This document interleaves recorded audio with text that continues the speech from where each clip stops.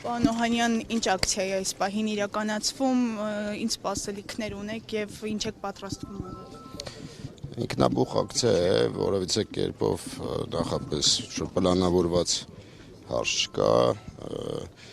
համայնքի բնակիչներն են հավաքվել, իրենց աջակցությունն են հայտնում պարոն Գրիգորյանին, ինչպես նաեւ ընկերները, այդ թվում եւ ես եւ այլ ընկերներ։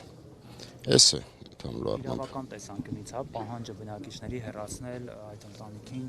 իրավական մասով խնդրեմ մեկնաբանել, ինչ քայլեր պետք է անեն, արդյոք դա հնարավոր է, օրենքը թույլ տալիս է։ Եկեք այս պահին զերծ մնանք իրավական ինչ-որ գնահատականներ տալուց, հատկապես դա թող իրավապահ մարմինները գնահատականները տան, այս պահի դրությամբ զուտ աջակցությունն ենք հայտնում մեր ներկայությամբ եւ ըստ էության խնդիրը բարձրաձայնելու համար ենք այստեղ։ Ինչ խնդիրը որն է այս դեպքում։ Հարվածությունը, որ առկա է այս պահին բնակավայրում։ Օրինակ այստեղ հավաքված մարդիկ ասում են, որ հենց հիմա խաղաղ ամեն ինչ, լարվածություն չկա, բայց մենք գյուղի մուտքի, երգի ու առհասարակ գյուղի բոլոր փողոցներում կարելի է ոստիկաններ տեսնել։ Սա ինչով է պայմանավորված,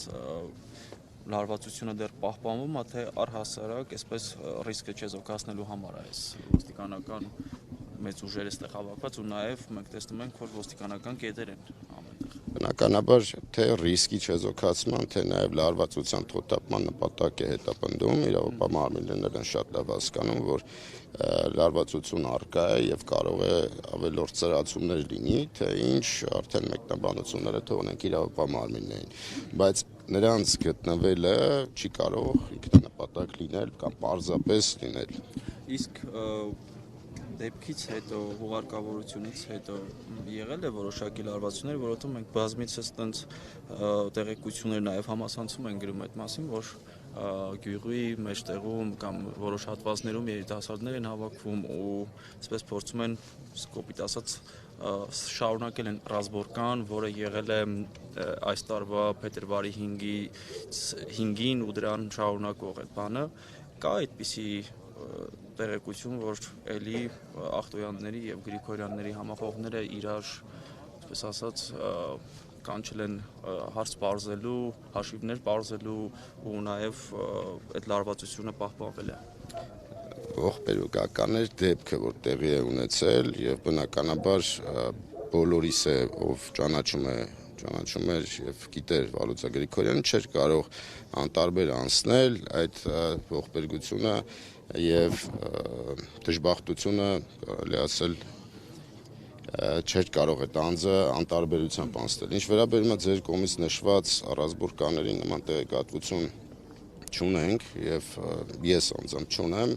չգիտեմ ինչ ակնկալիքով եք այդ հարցը տալիս, ամեն դեպքում մենք ունենք տեղեկություն, ձեզ հարցնում ենք։ Ամեն դեպքում իրավիճակը տեսնում եք ոստիկանների ներկայությունը ամեն այո խաչմերուկում, ինչպես եւ ճիշտ նկատեցիք, դա քիչ բանի մասին չի խոսում, բայց հավաքվել, քննարկել, ինչ որ հարցեր շարունակություն տալ, ինձ հասած տեղեկատվությամբ նման իրականություն չկա, կան իրավիճակներ, կա պահ, որ հավաքվում են, քննարկում են, դեռ